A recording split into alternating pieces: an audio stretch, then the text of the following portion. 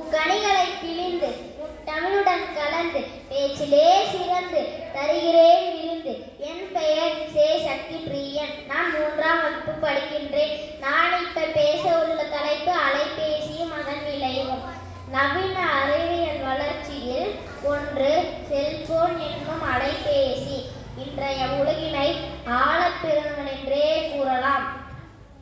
சிறியவர் முதல் பெரியவர் வரை அலைபேசி இல்லாமல் அணுவும் அசையாது என்பதை போல உணர்கின்றனர்.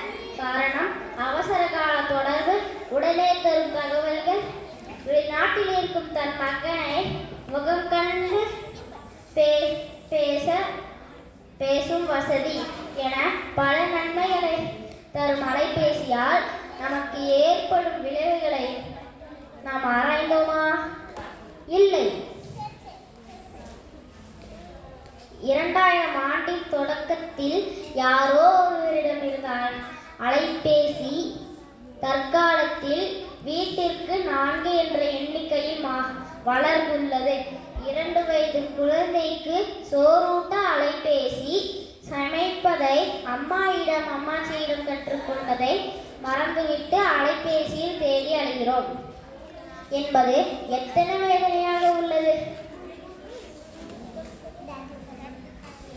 அளவுக்கு மீறினால் அமிர்தமும் நன்று என்பதற்கேற்ப மிக அதிகமாக அலைபேசியை பயன்படுத்தினால் நம் மூளை பாதிப்படைகிறது.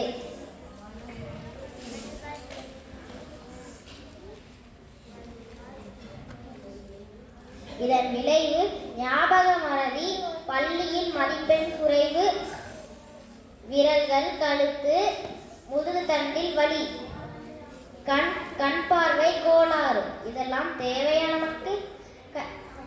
உள்ளங்கையில் உலகம் தெரிகிறது என்று உற்று பார்க்கிறார். கைக்குள் தெரிவது உலகம் அல்ல, உன்னை மூழ்கடித்துக் கொண்டிருக்கும் ஆழ்கடல். மீற நினைக்கும் போது புதைந்து போய் இருப்பாய். அலைபேசியை நன்மைக்காக மட்டுமே பயன்படுத்துவோம். உறவுகளோடு விளையாடுவோம், இயற்கையோடு உருமாறுவோம். நன்றி, வணக்கம்.